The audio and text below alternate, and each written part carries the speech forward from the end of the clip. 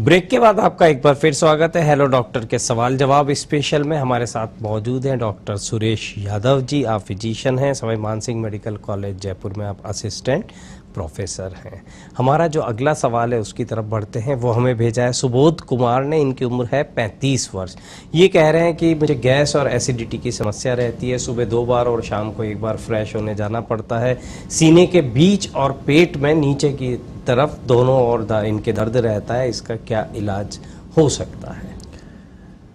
ये common question है sir. ये काफ़ी लोगों में दिक्कत आती है। तो सर इसके लिए सबसे जो मेन इम्पोर्टेंट चीज़ होता है कि अपने को दिनचर्या सुधारना चाहिए, अपना खान पान सुधारना चाहिए। अपने को खान पान में तली भुनी हुई चीज़ें नहीं खानी चाहिए। अपने खान पान के अंदर फ्रूट्स, सलाद्स, इनकी मात्रा को बढ़ाना चाहिए। ऐसे फाइबर डाइट्स को अपने को जगह देनी चाहिए भोजन के अंदर। दूसरा सर अपने को रूटीन फिजिकल एक्टिविटी होती है उसको अपने को बढ़ाना चाहिए। फिजिकल एक्टिविटी रोज़ 4 to 5 किलोमीटर अपन रोज़ को पैदल चलना चाहिए। उससे सर क्या है, इंटेस्टिनल मोटिलिटी भी इंक्रीज होती है पेशेंट की। दूसरा क्या है कि सर अपने को पूरा नींद लेना चाहिए। अगर अपना कम नींद लेते हैं तो अपने जो इंटेस्टिनल की जो मोटिलिटी है उन पर दिक्कत आती है। तो अगर आपको ऐसी समस्या है तो आपका खान पान सुधारना चाहिए, रूटीन फिजिकल एक्टिविटी सुधारनी चाहिए। अच्छा, वो जो आपने इंटेस्टाइन मोर्टेलिटी बोला उसको जो मैं समझ पा रहा हूँ उसका मतलब ये है कि हमारी जो आंतों की सक्रियशीलता, सक्रिय रहने की जो क्षमता है, मतलब यदि आंतें कम सक्रिय रहेंगी तो हम जो खाएंगे पिएंगे उसके पाचन में हमें दिक्कत आएगी और उससे हमको ये सारी समस्याएं होंगी। और ये समस्या ना होकर मतलब बीमारी का रूप ले चुका है, पेट की जो तकलीफ़ें हैं। तो इसमें फाइबर डाइट जो है उस पर आप ध्यान दीजिए। और आजकल तो हमारा जीवन जो है फाइबर ऑप्टिक्स के सहारे ही चल रहा है, सारी टेक्नोलॉजी उस पर चल रही है। तो हमारा शरीर जो है उसको फाइबर रिच बनाइए, आप खाइए ऐसी चीज़ें जिनमें बहुत रेशे होते हैं। अगले सवाल की तरफ बढ़ते हैं। सचिन सैनी, इनकी उम्र है 16 वर्ष। ये पूछ रहे हैं कि चेहरे पर दाढ़ी मूछ आने लगी है जबकि मेरी हाइट अभी 5 फीट 4 इंच ही है। मेरी मम्मी की हाइट 5 फुट 3 इंच है और पापा की हाइट 6 फीट है। मेरी हाइट कैसे बढ़ेगी? सर जो आपकी जो एज 16 ईयर एज है उसके अनुसार तो दाढ़ी मूछ आनी चाहिए आपकी। तो दाढ़ी मूछ आ रही है वो तो आपकी एज के अनुसार ठीक आ रही हैं। बाकी जो आपकी थोड़ा हाइट थोड़ा कम है तो कई बार क्या है कि पेरेंट्स की हाइट कम होती है तो बच्चे की हाइट भी कम होती है, कंजेनाइटल होती है। लेकिन आपके पापा की हाइट ठीक है, मम्मी की हाइट थोड़ा कम है तो इसकी वजह से भी आपकी हाइट कम हो सकती है। अगर आपकी मेनली इसमें ये होता है कि अगर एक बार एपिफाइसिस फ्यूज हो गया, अगर बोन में जो अपने हड्डी है उसका एक बार जुड़ गई तो उसके बाद में हाइट बढ़ने के चांसेस बिल्कुल कम हो जाते हैं। अगर आपकी एपिफाइसिस फ्यूज नहीं है तो आपकी हाइट बढ़ सकती है। तो उसके लिए फिर अपने को अच्छी फिजिकल एक्टिविटी और अच्छा खान पीन करना चाहिए तो अपनी हाइट बढ़ सकती है। कई बार क्या होता है कुछ हार्मोन्स की वजह से भी हाइट कम होती है, ग्रोथ हार्मोन डेफिशिएंसी होती है, उसकी वजह से भी हाइट कम होती है। अगर ऐसा है तो अपने किसी अच्छे डॉक्टर से मिलकर अपने हार्मोन की जांच भी करवानी चाहिए। तो एक बार अपने नियर बाई डॉक्टर से मिलके अपने जांच करवाएं और उसमें अगर कुछ गुंजाइश है तो हाइट बढ़ सकती है आपकी। अच्छा, जो इनके जो आपने बताया कि बोन्स जो डिफ्यूज हो जाती हैं, फ्यूज जो हो जाती हैं, तो वो कौन से डॉक्टर इनको बता सकते हैं कि भाई हाइट अब बढ़ेगी या नहीं बढ़ेगी? सर ये तो आप फिजिशियन से जाओगे तो अगर एपिफाइसिस फ्यूज होती है किसी ऑर्थोपेडिशियन तो वो भी बता सकता है। मेनली तो एंडोक्राइनोलॉजी डिपार्टमेंट वाले इसको डील करते हैं मेनली, तो किसी अच्छे एंडोक्राइनोलॉजिस्ट से भी आप मिल सकते हैं। एंडोक्राइनोलॉजिस्ट वो एक्सपर्ट्स होते हैं जो हार्मोन रोग से जुड़े हुए होते हैं। सरकारी अस्पतालों में इसका विभाग भी होता है, आप वहाँ पर मिलें तो आपको अपनी समस्या का समाधान भी मिलेगा और आपको क्या आगे करना है ये भी आपको जानकारी मिलेगी। अगला सवाल जो है वो हमें भेजा है छोटी, इन्होंने जो है सवाल भेजने वाले दर्शक का नाम है, कह रहे हैं मुझे काफ़ी समय से खांसी की समस्या रहती है, इन्हें इसका इलाज जानना है। सर जो खांसी, कफ इज़ नॉट ए डिजीज, ये कोई बीमारी नहीं है, ये बीमारी का सिम्टम्स है। ये एक लक्षण है किसी बीमारी का, आपके कोई भी बीमारी हो सकती है। तो कफ कई डिजीज में होता है।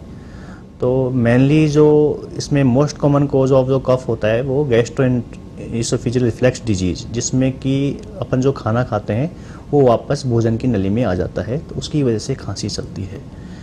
दूसरा जो कॉमन कोज हैं वो अस्थमा है, सीओपीडी है मेनली, उसके अलावा ब्रोंकियल अस्थमा है और किसी को एलर्जिक अस्थमा है। तो ये वजह मेनली खांसी कफ की मेन वजह है। तो इनमें से आपकी जो दिक्कत, अगर मान लो आपके मौसम के अनुसार अगर आपके कफ होता है तो इसका मतलब हो सकता है कि आपको मौसम से एलर्जी है। अगर आपको लगातार लंबे टाइम से खांसी है, आपके साथ वेट लॉस हो रहा है आपके, उसके साथ और कॉन्स्टिट्यूशनल सिम्टम्स है, तो आपके हो सकता है कि टीबी वगैरह भी हो सकती है। तो अगर 15 दिन से अगर ज़्यादा खांसी हो तो अपने कफ की भी अपने को अपनी जांच करवानी चाहिए, अपने छाती का एक्सरे करवाना चाहिए और अपने डॉक्टर से मिलना चाहिए।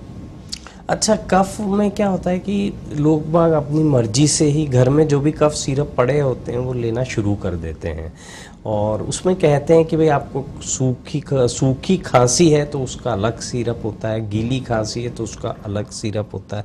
तो कफ सिरप खुद लेना उचित है या डॉक्टर कहे तभी लेना चाहिए? सर, कफ सिरप खुद लेना कतई उचित नहीं है। मेनली कफ दो प्रकार के ड्राई कफ होते हैं, एक प्रोडक्टिव कफ होते हैं। अगर ड्राई कफ है तो अपन कफ सफिशिएंट यूज़ करते हैं, प्रोडक्टिव कफ है तो अपन उसमें म्यूकोलाइटिक्स यूज़ करते हैं।